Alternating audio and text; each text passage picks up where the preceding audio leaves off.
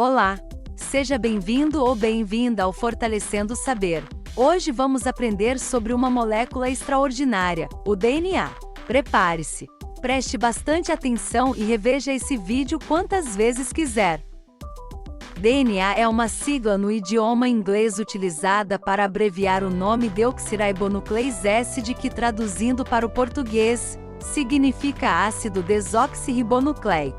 Por isso, em português a sigla seria ADN, mas a sigla DNA se tornou tão comum e tão utilizada no Brasil que raramente ouve-se falar ADN. O ácido desoxirribonucleico é uma molécula que guarda códigos. Esses códigos, quando necessários, são utilizados, por exemplo, para a produção de uma proteína, uma nova célula ou um novo indivíduo.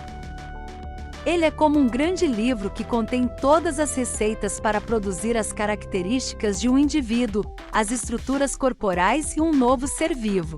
O DNA é formado por nucleotídeos e cada nucleotídeo possui 3 partes básicas, um carboidrato de 5 carbonos, que pode ser chamado de pentose, uma base nitrogenada e um ou mais grupos fosfato.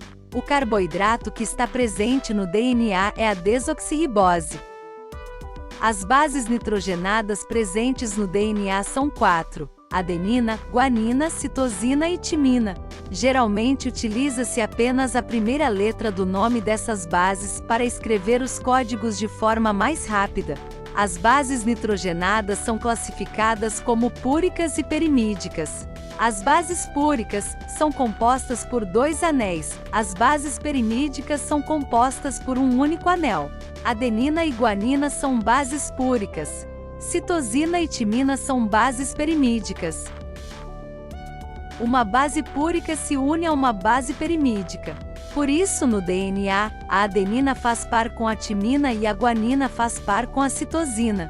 Já a molécula de fosfato tem a função de ligar um nucleotídeo na molécula de açúcar de outro nucleotídeo, formando assim uma longa cadeia nucleica. 2 longas cadeias de nucleotídeos ligadas à outra por ligações de hidrogênio entre as bases formam o DNA. E essas 2 cadeias, ou também chamadas de fita dupla, enrolam-se formando uma dupla hélice.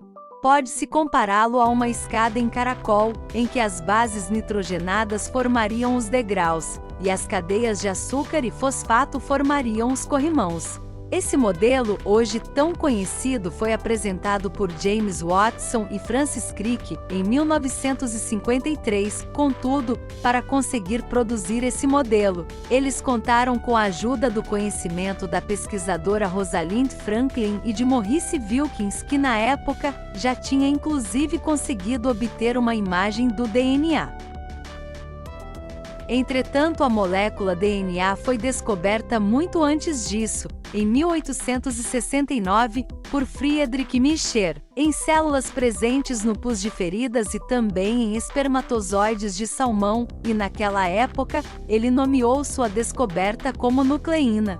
O DNA está presente nos seres procariontes, nos seres eucariontes e em muitos vírus. Nos seres procariontes, que são aqueles cujas células não possuem um núcleo verdadeiro delimitado por membrana, o DNA fica disperso no citoplasma numa região chamada nucleoide. Já nos seres eucariontes, que possuem célula com núcleo, o DNA está dentro do núcleo. Porém, é importante alertar que nas organelas denominadas mitocôndrias existe DNA, ele é chamado de DNA mitocondrial e está presente nos eucariontes. E nos vírus que possuem DNA, o DNA fica dentro do capsídeo. O DNA é capaz de fazer cópias de si mesmo, ou seja, replicar-se, formar uma cópia exatamente igual ao DNA original.